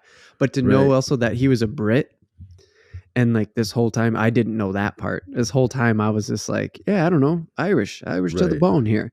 And it's just like, that's some British guy that just brought Catholicism to the Irish because they weren't Catholic before that. I always thought it had to. Am I thinking of like the Pied Piper or whatever? Like, I always thought it had to do something with like a flute and a dude dancing. And I think what you're talking about is St. Pat had some lore about him. He actually even wrote that he, and this is also like kind of the bottom of the paragraph and St. Patrick, but it's like, we'll mention it because he even wrote this in his own language. Sounds crazy. Or in his own writings, he actually wrote this down, that he was able to rise people from the dead. Oh dang, he's a necromancer. Did you say he's a necrophiliac? Wait, well, those are two different things. Yeah, I mean, necromancer brings them back, and then the necromancer lays them back down. Obviously, if you haven't caught on by now, did I say that backwards? Not Irish Catholics. Did I say that wrong? Necromancer brings them back. Necrophiliac lays them down. Maybe I said it right. No, you said that right. I mean, that's why I took it. Anyways, my bad. Hey, you know what? This is whiskey's Irish. It's right. And I've been drinking a little. Sorry, guys. Hey, it's the St. Patty's Day podcast. You gotta. Yeah. Because that's what we do here in America. We have bastardized this thing, and we're going to get into that further. But the thing that I wanted to touch on before we get into the bastardization of St. Patrick's Day is the lore that you were talking about. I think the Piper thing that you're talking about is this is the guy that drove all the snakes off the island of Ireland. Yeah. Now, come on. Are you fucking kidding me? Ireland has to have snakes, right? I didn't go in and look that shit up, but it is part of St. Patrick's lore that he was the one who drove the snakes off the island. So maybe that's what you're thinking of. Okay, well, yeah, because it was something about like snakes, and then I heard something about like, oh no, that's actually a myth. What he did was like brought people into the place with the flute or whatever, and like I just never did any research into it. I'm just like, whatever. There's green beer, right? So let's go, dude. Let's party. Let's get into the bastardization of St. Patrick's Day by I don't know, by America. I don't know. Yeah, we have a huge Irish population on the East Coast that helped settle this country. I don't know how it turned Right. into what it is, but like, Oh, colleges. yeah, there's for tons sure. of Irish heritage in the. What'd you say? Colleges for sure. Like everybody's, it's just an excuse to drink. That's why like the majority of America is just like me, where we're just like, somebody trying to tell you like, here's the real story, and we're just like, whatever, get me a beer, dude. Right, right.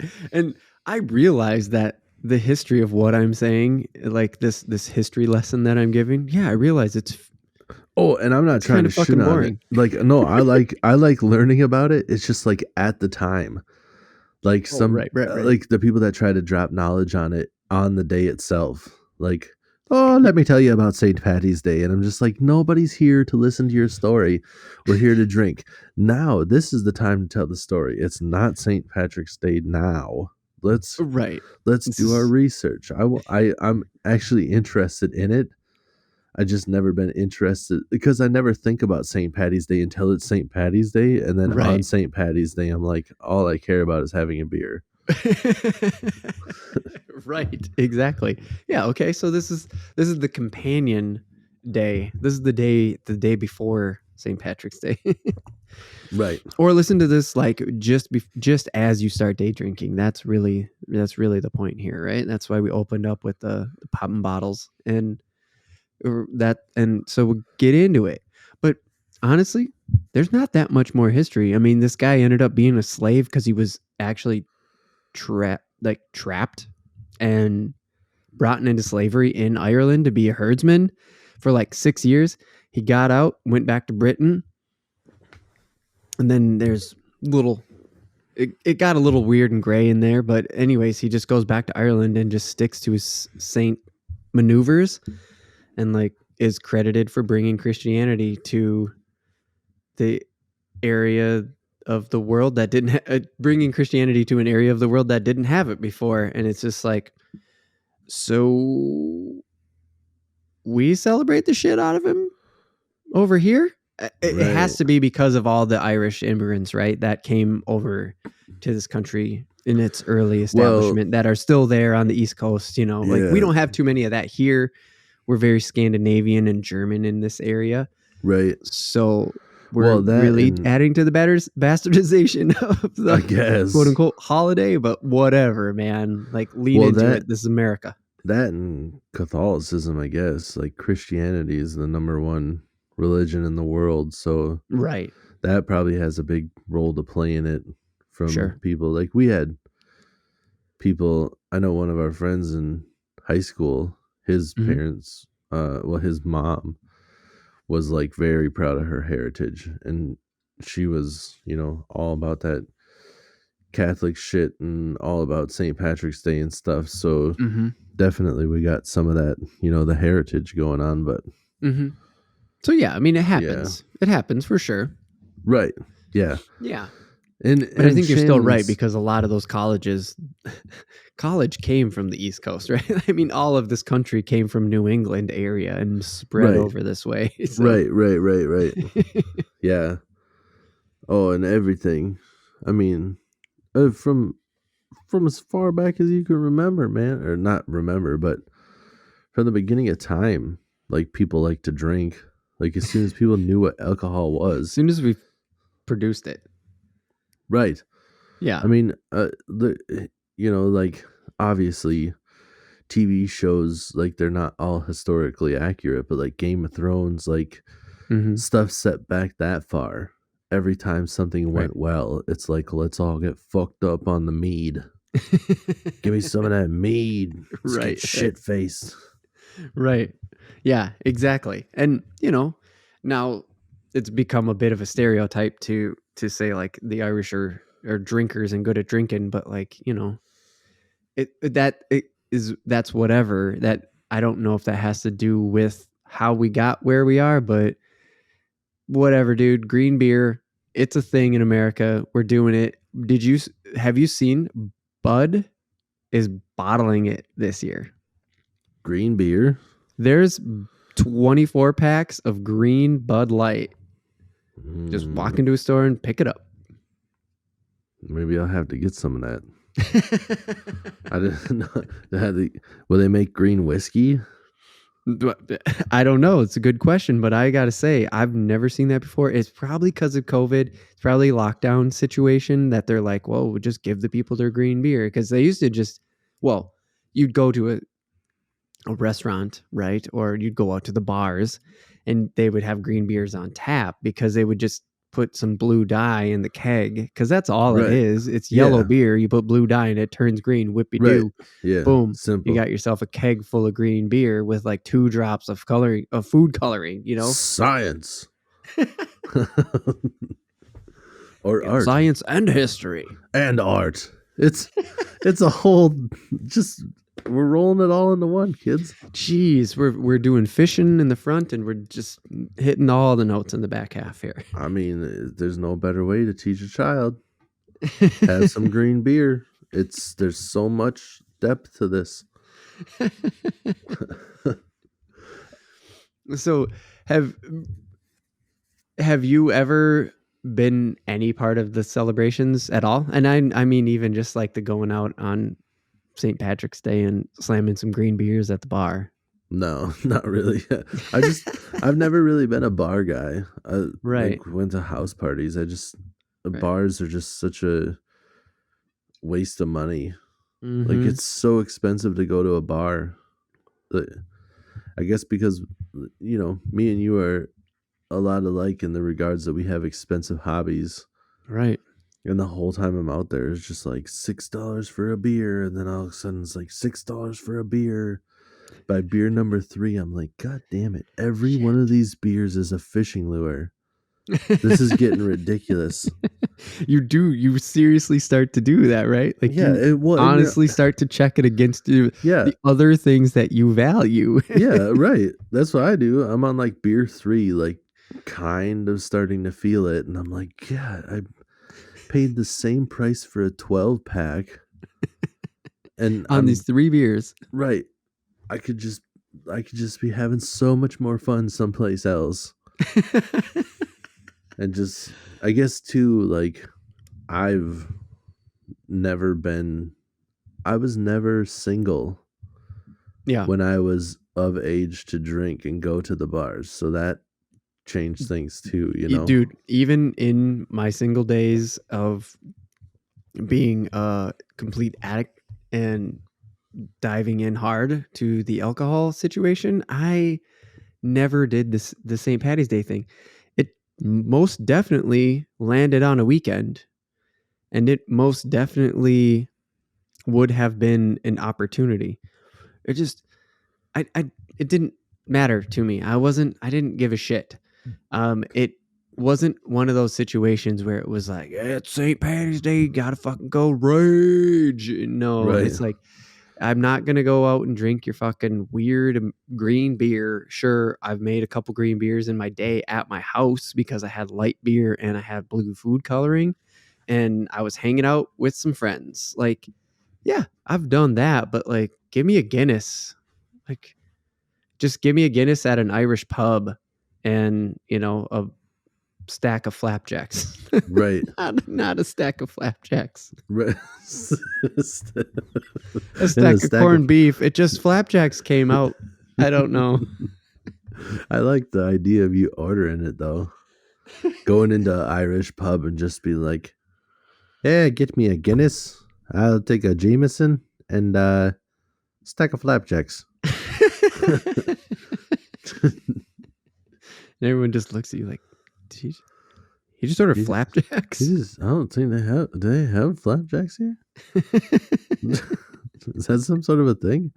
They gonna come out green? Is this like a green eggs and ham thing? Like they got green beer and flapjacks. Next thing you know, fucking Dr. Seuss is gonna come out of the woodworks with some kind of rhyme. Right. But I'm with you, dude. Like I actually, like I said, even in the time that I was going out to bars, it's like I just didn't really embrace this like holiday. It has no significant meaning to me personally. But also everything I read is just like the thing that we think of as Patrick's Day as Americans, right? Yeah. The only thing that really applies is the clover. Right. Yeah, it was so weird to read up on it and just go like, yep, Catholicism. Okay, so if you're Catholic, that's cool. That may be part of it. I've never really known I've never known a Catholic that's just like, let's smash green beers and get buck. Right. No, so I don't know if that's like if there's different Catholic just different Catholics act different in different areas. Right. My dad is Lutheran, but my mom is Catholic. Yeah. And I was raised Catholic. And I have heard a lot of stories about how Catholics like fucking drink. And I don't Really? know I don't know any of those Catholics. No, me neither. And I'm making an assumption here. I guess he brought Christianity to Ireland, right? St. Patrick brought Christianity, and there's sects of Christianity. But every time you hear about Irish Catholic, right? That's where we're closing this gap. That's why we keep saying Catholics. Right. I did not know. Oh yeah, dude. I've heard a lot of stories. That. Yeah, I heard a lot of stories too about how like nuns are not allowed to drink, but the priests can drink and do drink. What? And will get hammered. Like they're not supposed to. I think there's different Catholics or whatever, but like in the town I grew up in, like I can say it now because he passed away. Like I don't know if he was technically supposed to, but Father Jim would get fucking shithoused with my wife's stepdad. Like no way, dude. Yeah, they would put him back. I had no idea. Yeah. That's crazy. That's so eye-opening. And I love that, like, you're just like, well, we're good now. He's not here anymore. Like, I got stories. Tell him he's not supposed to do that. Like if you buy into the whole Catholic thing and you believe that there's an afterlife and all that good stuff, like if he wasn't supposed to, God knows what he did now anyways. Right. Yeah, exactly. And you're not smearing the guy's name or anything like that. You're just like, No, plus he just got drunk. Like if right. It's stupid if that's a rule that you're not allowed to drink. Like who are you hurting? We all know Catholic priests have done a lot worse.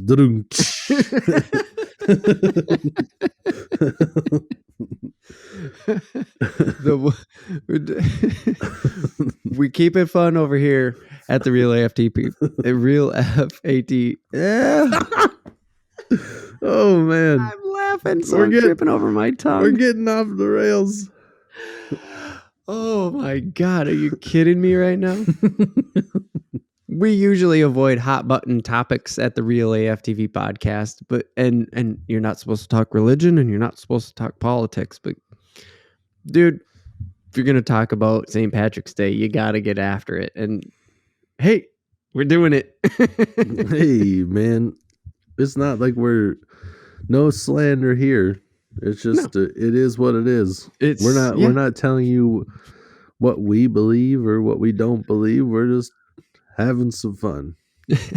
Even though you can probably pick up on it pretty easily by us saying like, I don't know, don't have anything to do with the Christianity part of this. Yep. But Nope. It's I literally just heard a guy doing some stand up today that was Mhm. talking about like most Catholics, like we get confirmed in like 12th grade or whatever. You make it to that, and as soon as you like pass that, you're just like, well, we're done with this shit now, right? Just like that's it. You get I'm confirmed, done. you're out the door. I- I go to church on Christmas and Easter just to make my mom happy. Which is also part of that stand up, but also a real statement. Yes. Yep. It's a real statement for a lot of people. You just do it because your mom Yeah. would be disappointed if you don't. I suppose I can sit in some uncomfortable wooden chairs or wooden benches for an hour just For an so hour. she's not mad. So mom doesn't get mad at me at Christmas. Yeah. so I can eat some corned beef on St. Patrick's Day. Whoa. That's one rough thing. Like rough transition. But ooh. but you're We- giving it a go, Josh. You're giving it a go. We've never made anything for St. Patrick's Day. I don't think we've No? tried to cook anything ever. Like literally, I don't think I've ever done anything. Not even. It's always like one of those things where like people are like, "You're supposed to wear green," and then I get to school and they're like, "Hey, you're supposed to wear green today." I'm like, I don't own a single green shirt. I don't know what to tell you. It's funny because I own green everything. Like I have like one piece of green on me at all times just because. So Yeah, every day, our sports have a lot to do with it too. Like you got wild Right. shit, so right? Yep, wild and even the Wolves very green now. Not that I'm not a big basketball guy, well, but yeah, we exactly. changed to like the bright green, and they're really playing into that. Like Yeah. I don't have any of the brand new stuff. Right. But yeah, you're right. Yeah. Like I'll just show up and I'll just have my wild hat on and then everyone's like, he's got his green on. And I'm just like, no, I was just like this yesterday too. And the day before that and 3 weeks ago. Like it's just happy coincidence. Oh shit, today's St. Patrick's Day. Okay, cool. I guess I fit in. Right. We do cook over here. We because it goes on sale. That's what I'm trying to say. It's not that it's not good. It's great. We have we actually have an Irish pub here that's local. That's pretty local, and they make great food. We head there around this time of year. Not necessarily because of St. Patrick's Day, but it's a good St. Patrick's Day is a good reminder. Like, oh yeah, we have an Irish pub nearby. We should go there. But we do usually grab a brisket. Yes. Corned beef is made out of brisket, but it's all pre-packaged. Like they come with a seasoning packet. You sprinkle it in the slow cooker. Bam. You let it go for a few hours and you got yourself some quote unquote corned beef. It's didn't great. know that. We go into it because my wife has a ton of German blood in her. She likes the sauerkraut. I think sauerkraut's She gross. drinks it. She drinks it. That's all I could think of. She puts it in her green beer. You're just like, she has a ton of German blood in her, and I just pictured her just like, I drink so much German blood. She drinks the German's blood. Oh yes. That's how she got so much of it in her. She's a vampire. I'm Transylvania. Irish. Yeah, she's full-blooded Irish. She just drinks a lot She of just German blood. She has a lot of German blood in her belly. Oh my god. Okay. Back to the corned beef. That was weird. Sorry. I know, but it's funny still to me. Okay, back to the corned beef situation. So we actually do eat the corned beef, and I figured out corned beef is also not Irish, which is just leading into further Really? bastardization of this holiday. It's British, dude. Everybody, like, what the fuck are we doing over here? Seriously. We dye our beer green and we eat meat that has nothing to do with that. That's How not did even. How did it even become a thing? I know, dude. It's like the only. I'm telling you, this leads back in to like the only thing is the clover. It's like the only thing. And so even that, it was like we don't specifically have the roast to have it on St. Patty's Day. They just get so much of it at the grocery store. They put it on an end cap and they market like you can get a brisket for like $3 cheaper than it would be normally. Plus, it comes with all of the seasonings like whole peppercorns, whole junipers, like whole Hot juniper tip. berries, and like everything like that. It comes with the packet, and you drop it in the slow cooker. Bada boom, bada bing. You got yourself corned beef. You get some marble rye, which is always sitting right next to it. Of course, it is. Oh yeah, And then they're smart. yeah, and then you get the freaking can of sauerkraut. Throw a little Thousand Island from the fridge door on it. You're done. Well, Swiss cheese. You got, which actually, damn, we forgot the Swiss cheese this year. I got to go get some Swiss cheese. That's easy. Swiss cheese is easy. But yeah, I mean, like, cheesy. like that's it. We do that. Yes, we have the Reuben sandwich. We do that this time of year because the grocery store makes it easy and affordable. Has nothing to do with the holiday. That's so weird. I looked up because I always thought corned beef and pastrami were like similar. They're not as similar as you may think. But I looked up I looked up a corned beef recipe, found Alton Brown's corned beef recipe. Oh, he knows what's up. Damn right, because every other one I looked up, they just said exactly what I said. Get all the seasonings, get the brisket, throw it in a slow cooker, let it buck. And I'm like, nah, Yep. that's not right. I know that's not right. That's what has been accepted. But I know there is some sort of curing that goes on to this because corned beef and brisket are similar, or corned beef and pastrami are similar. Yep. But they're not the same thing. But I know that they go through some sort of curing process. And so it took me 4 fucking clicks until I got to Alton's. 3 were all the same. Get to Alton and he's just like, hell no, dude. 10 days and 8 hours. That's how long my recipe takes. Everybody else was like 2 hours. I love it. He's just like, don't listen to these people. Right? He knows what's up, man. Oh, for reals, dude. I was like, 10 days? You fucking kidding me? 10 days? This recipe's cook time is measured in days. And I'm like, fucking right. That means this is the good shit right here. Right. He knows how to do it. He knows the backstory. I bet you if you watched an episode, like if that was on Good Eats, I bet you would have learned that it wasn't Irish either. Oh, Like I bet that you it that's wasn't- how he would have opened that episode, which I have to go back and look because I have Discovery Plus right now, which means I have every episode of Good Eats, including the new ones, which are exclusive to Discovery Plus, which makes me like want to keep paying for it. That alone. But anyways, I'm going to look for it. I did not in preparation for this episode, which is a poor move on my part, bad research as a producer, but come on, I looked up the guy's recipe. Give me a break. It made me go, yeah, this is so weird. And it this is kind of like to put the whole thing together is it takes me in my view, and maybe I'm wrong here, but in my view of the world of food, one of the most educated and popular chefs out there, and I'll say celebrity chefs, right? Sure, we'll say celebrity chefs. I'll say he's the most educated celebrity chef. For sure, right? Because Like, he's basically like science and cooking together, like come together, or history and cooking come together. He's yeah. right? He drops knowledge, yeah.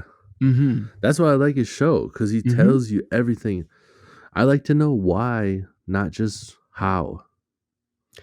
For sure, dude. And that goes back to our last episode that we were talking about cooking fish, right? I even said that about us smoking the walleye. I Yeah. said in that episode, I wasn't sure if we were supposed to smoke this fish. Like, was it a culinary sin to smoke a walleye? No way, Jose.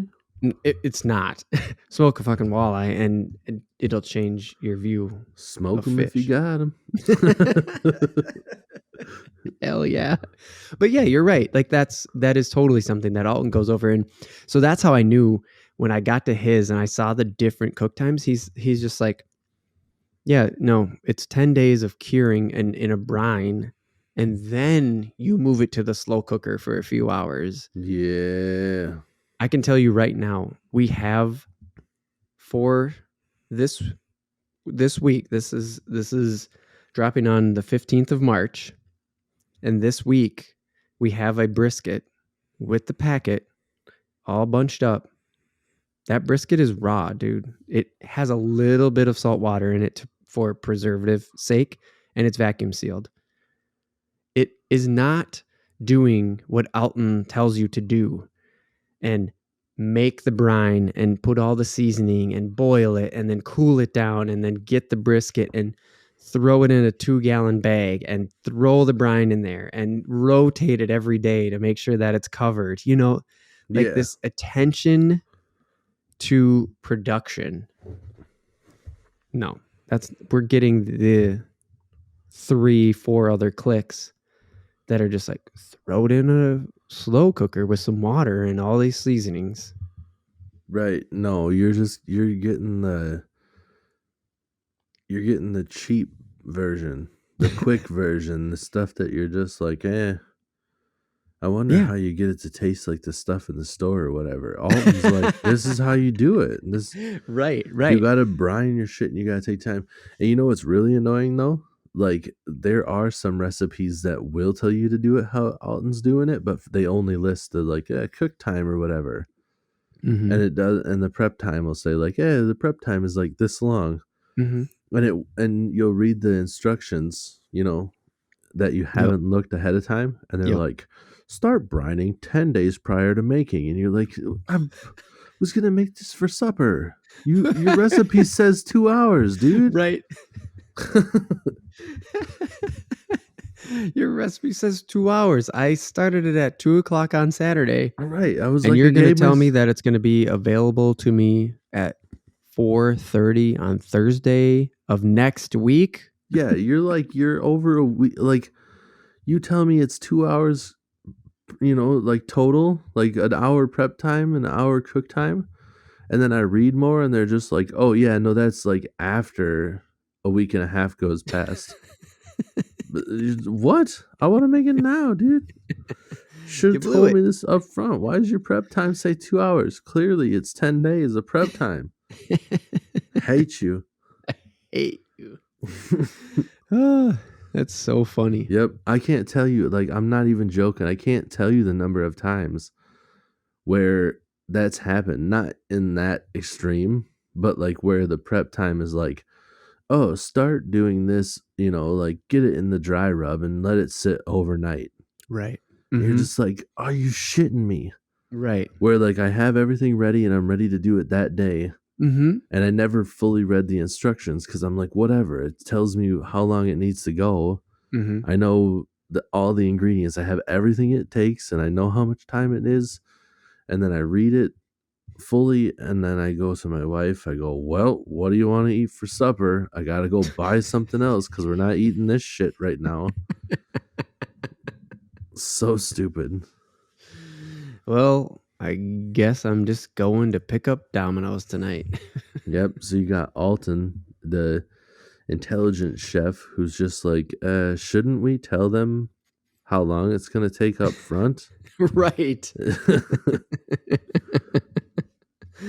Oh, so good. And you know what? On those situations, you have no green beer to pass the time even, you know? How much worse does that make it? Right? Or what do? You take off work like I take off work? Well, I mean, if you're drinking green beer during the prep period, like, listen, I'm going to be drinking green beer for 10 days straight while I prep this brisket, or while I prep this corned beef hash. That's what American society tells me. I'm going to burn up all my vacation time for the whole year just making this fucking corned beef hash. That's not even the right meat I should be eating for the holiday I'm eating it on. Oh, it's so good. Oh, I don't think that I've stopped laughing this whole time. I hope I haven't pissed off the listeners too bad. And you know what? It's all in good fun anyway. None of them know about this shit. They know just what we know. They know green beer. And if there's any Irish out there, any Irish Catholics that are listening, it's like, fine, yeah, you know what? Come over and help us educate, because everything we just talked about is what the research says, and also our personal experiences. Is like, you know, we come from the middle of America, the middle north of America. There's just a bunch of there's a very select group up here, and yeah, the one thing we have in common is that we drink beer and eat potatoes, and apparently drink green beer together on St. Patrick's Day, because it doesn't mean anything to any of us. It's not a real thing. We made it up. Right. I just learned 45 minutes ago that corned beef hash is made out of brisket. News to me. Also, full disclosure, didn't know corned beef hash was a thing that was known for St. Patrick's Day. I really don't know shit about this holiday. Oh, damn, dude, for real? Yeah, dude. I did. Wow. Did not know. Corned beef is what you put. That's what a Reuben. That's what's on a Reuben. Right. And like, I guess I just knew that it was like a seasonal sandwich. The Reuben's back. All right. Reuben's back. Mm-hmm. Mm-hmm. What's the difference between a Reuben and a Rudy or whatever? Remember? Or a Rachel? And there a Reuben and a Rachel? Yeah, there is. Yes. Not a. What did you say before? I don't know. Rudy. A Reuben Rudy. and a Rudy. Yes, you're right. There is a Reuben and a Rachel. Rachel's corn. No, Rachel. No, that says Rachel Ray's corned beef brisket. I'm not sure. I know that they come out on the menus when going out to a restaurant was an option. Oh, here it is. They don't use beef, dude. So one is... They use birds. Huh? Like chicken? Yeah, man. They use like turkey or chicken, or they just don't use... They don't frickin' use corned beef.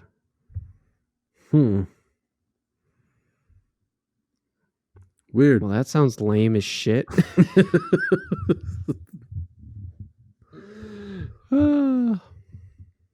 And I guess a lot of, like, I don't know the difference between Russian and Thousand Island dressing, but like that's a thing. And between what? Russian? Yeah, Russian dressing. I've never even heard of it. Yeah, exactly. So again, why would you put Russian dressing on an Irish sandwich? Man, that's a mouthful. Right? I don't know, man. America, man. Fuck it. We don't make any goddamn sense. Yep. We just don't care, I guess. No, and like we just all embrace it. It's not like it's marketing's fault. I don't know. It's our fault. It's like there's tons of Irish people in this country, and we just go like, it's cool. Just put on your fucking Irish flag and your little clover on your clover ear antenna things, and eat your corned beef and drink a green beer. Yep. Whatever. We're all doing it. Yep. I just picture like for some reason in my head I just have like a dude with like a strong New York accent. Just hey, kiss me, I'm Irish. Just like walking around. Just walking around. Hey, I'm having a green beer. I got my shirt on that says "Kiss me, I'm Irish." What? You too good to kiss me? I got the shirt. I got the green beer. I got the lips. Just weirdly aggressive. You're like, what the fuck? Why do you hate St. Patrick's Day? Look at this chick over here. She won't kiss me. She hates St. Patrick's Day. What do you hate Irish people? He's Italian. Hey, lighten up. All right, man. Oh man, I figured this things are would be a getting good weird. laugh, just because, like, not to disperse. I think that's the word.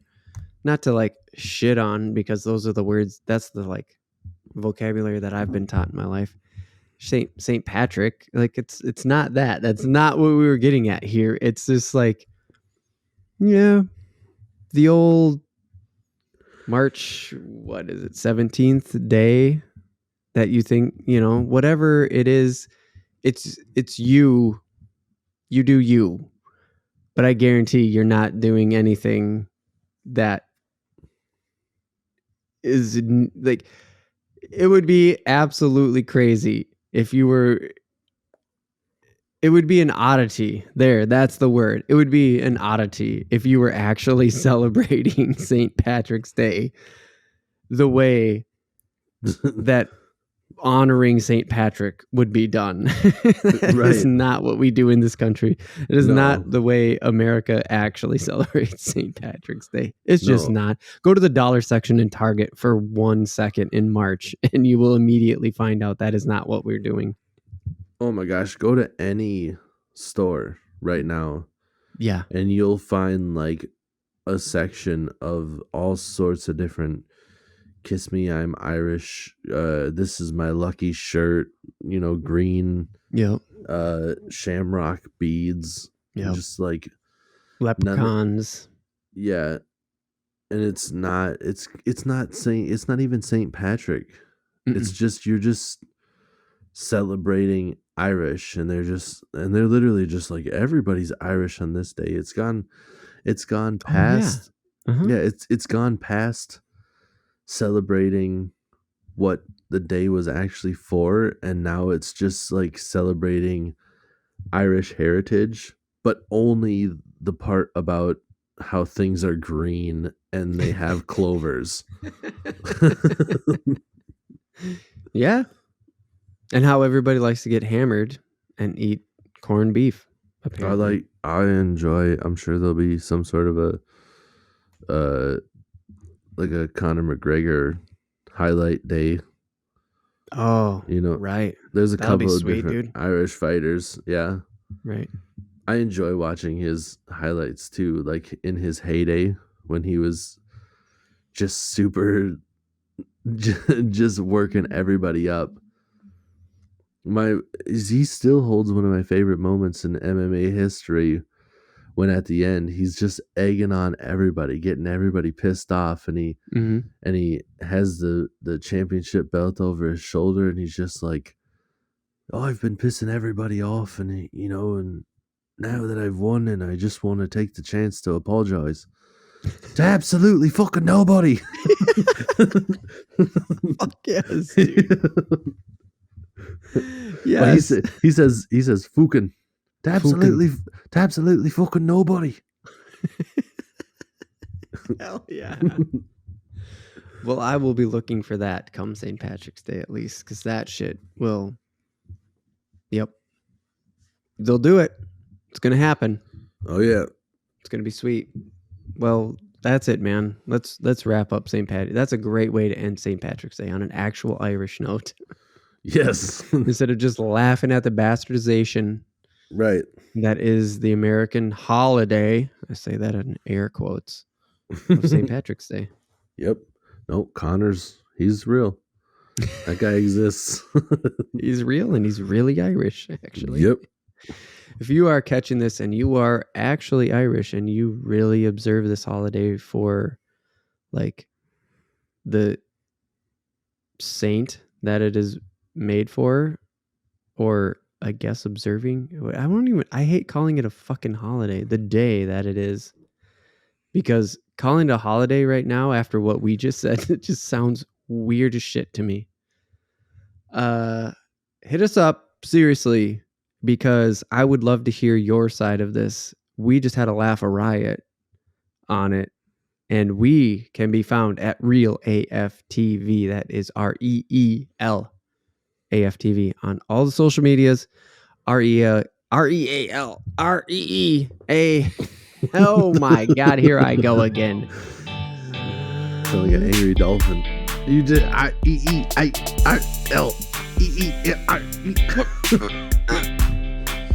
Cut that out. I'm not gonna cut it. Who the fuck am I kidding? I'm not gonna cut it. I don't give a shit. Hey,